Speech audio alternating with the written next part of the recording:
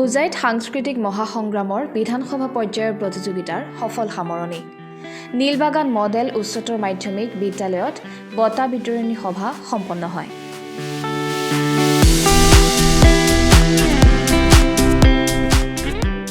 Nilbagan model উচ্চতৰ মাধ্যমিক বিদ্যালয়ত আৰম্ভ হোৱা বঁটা বিতৰণী সভাৰ সামৰণি অনুষ্ঠানত ছাত্ৰ-ছাত্ৰীসকলে বিভিন্ন নৃত্য পৰিৱেশন কৰি সকলোকে আমোদ দিয়ে।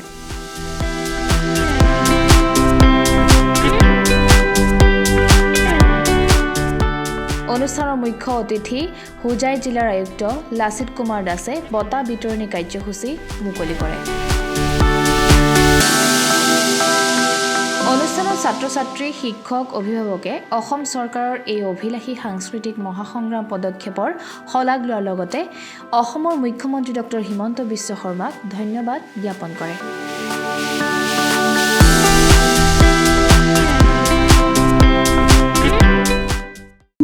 আমাৰ যমুনামুখ সমষ্টি এইটো সমষ্টিভিত্তিক সাংস্কৃতিক মহাসংগ্ৰাম অতি সাফল্যমণ্ডিতভাৱে বিগত 4 দিন পৰিচালনা কৰিছিলে আমাৰ সন্মানীয় অধ্যক্ষ মহোদয় আৰু ৰাইজৰ উৎসাহ উদ্দীপনা বহুত যথেষ্ট বেছি আছিলে।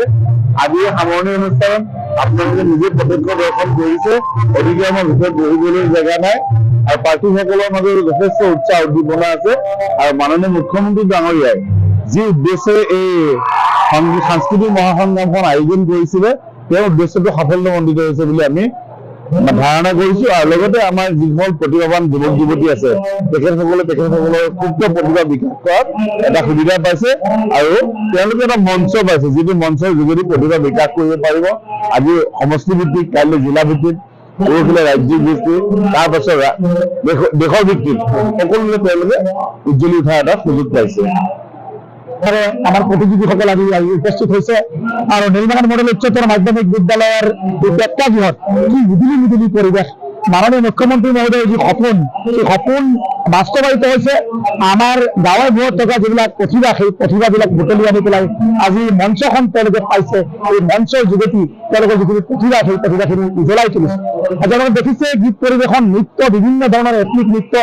আজি ৰাইজৰ যি উৎসাহ, সকলো পৰ্যায়ৰ ৰাইজ একেবাৰে গাঁৱৰ পৰা সকলো ধৰণৰ একেবাৰে খেতিয়কৰ পৰা আৰম্ভ কৰি সকলো মানুহ আহি ইয়াত আজি উপস্থিত হৈছে আৰু চবৰ এনেকুৱা এটা উৎসাহ আৰু সকলোৰে মুখে একবাক্য কৈছে যে মাননীয় মুখ্যমন্ত্ৰী মহোদয়ৰ এই অসম সাংস্কৃতিক মহাসংগ্ৰামৰ যি কাৰ্যসূচী সফল হৈছে আৰু 100% আমাৰ জিলাত সফল হৈছে বুলি আমি ভাবো।